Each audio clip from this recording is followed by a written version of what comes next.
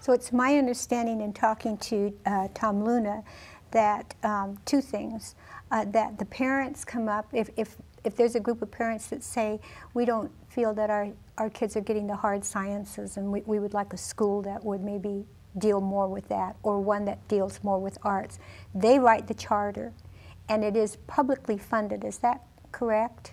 It's publicly funded with the distinct difference that the charters are not allowed to take any money for facilities. Okay, so take for instance Thomas Jefferson School in Caldwell. The late Ralph Smead donated the ground to that. Is that usually the case, that somebody donates? There's usually a private entity or a group of private citizens who fund or largely finance the initial facility itself. Oh, the facility. But after that, or sometimes that charter takes out a loan and finances it that way. But after that, the school formula on the per student basis applies to the charters just like it does to other public schools.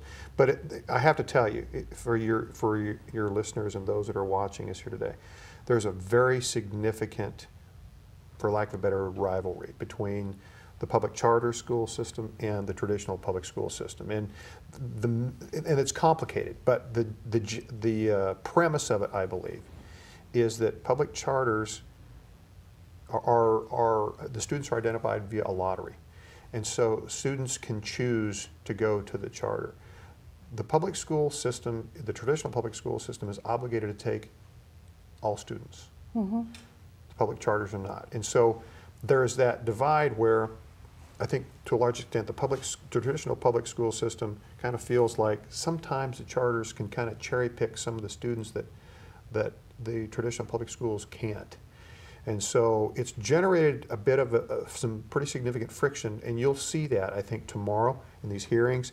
You'll see a lot of that friction come to bear. So if you've got a waiting list and I'm 25 and somebody else is number 2 on the waiting list, they don't take them in order, but rather they can choose who they take off that waiting list? I don't understand the exact system, but the actual student body is formulated through a lottery system. But once a family is established, if there is let's say one sibling that is already established, I know that they somehow get bumped up in the process, and there's an advantage towards the second student of the same family to potentially go to that school. Exactly how that works, I don't know for sure. Now, is there still a limit to the number of charter schools that are available each year? We're capped at 12 per year right 12. now. Okay. And so far, that has not been an issue. But one of the major components of the superintendent's proposal for public school reform is to allow universities and colleges to formulate charter schools. The reason behind that is because the universities and colleges, to a large extent, already had the facilities. And so that's one of the proposals in the superintendent's reform package, and that's another one of the reasons why you'll see a lot of stakeholder debate on the issue.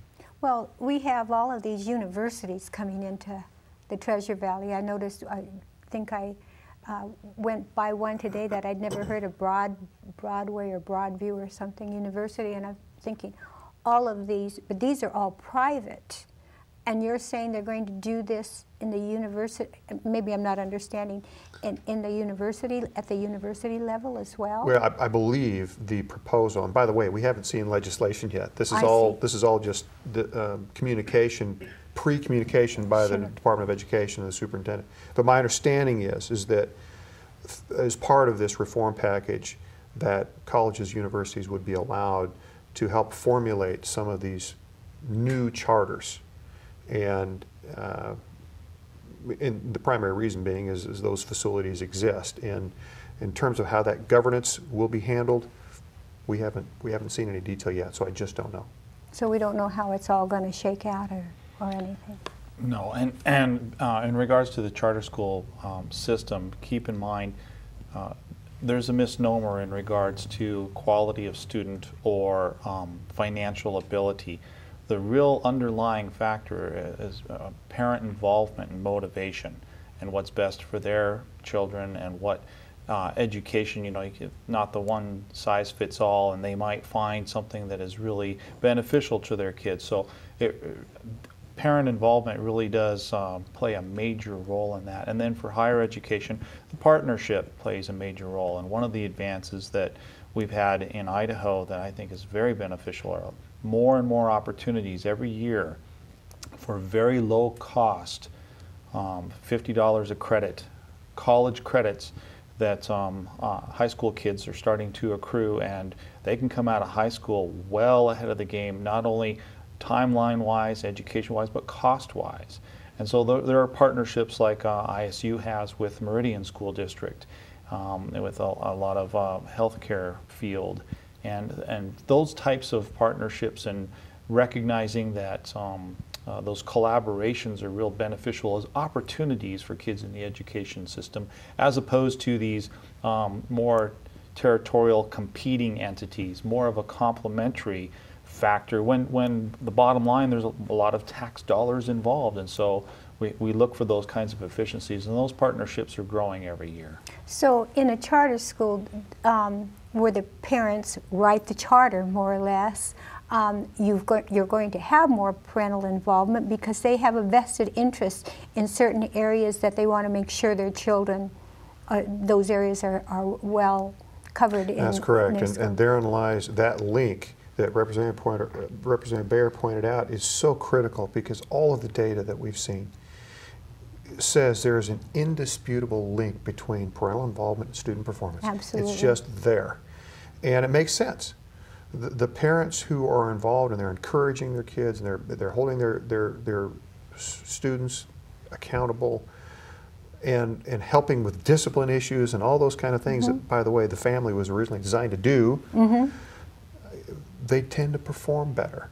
And so by default, that charter environment tends to have, not always, but tends to have that more of that parental involvement, and you can kind of see how all this comes to bear, but yet we're still asking our traditional public schools to take all the students. And so we have created a system where there's an understandable friction, and those of us who are in policy making decisions need to understand that and try to serve accordingly.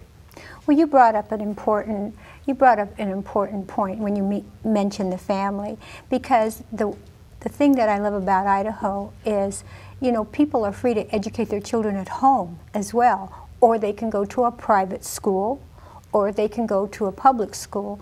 And it seems like these charter schools have been fill a spot maybe for those who may not wish to homeschool, maybe can't afford the private school, but want to be very involved in their children's education and have some concerns about the traditional schools and what they're offering. It seems like that seems a different spot than the rest of the educational opportunities for our students. We're spoiled here in Idaho. We have options, we've got good people, and we have fabulous teachers across the entire system in all of those categories you talked about. We do. Okay, in our closing minutes, I want to talk about the fact that since this is live, I'd like people to know about what's happening next week in health and welfare. Well, next week there will be hearings in the House Health and Welfare Committee about Medicaid programs and all the ins and outs of those systems, followed by the JFAC public testimony on health and welfare, the whole arena, all the budget implications, a week from tomorrow in front of JFAC, where that's again a unique opportunity. The health and welfare committees from the Senate and the House have already this week spent time in joint proceedings with JFAC, where they've had kind of their initial broad landscape and then budget discussions and how that's linked with the policy, and then they started drilling down into the details, and they've already had extensive meetings in that regard, And then the next thing will be Health and Welfare Germane Committees having their own proceedings. And this will be on a daily basis next week, or Monday through Thursday, or? It's every other day. Oh, every other day. And those schedules can be found on the legislative homepage. www.legislature.idaho.gov. And also, FY Idaho has a link to the legislature too. So fyidaho.com is another way that they can link.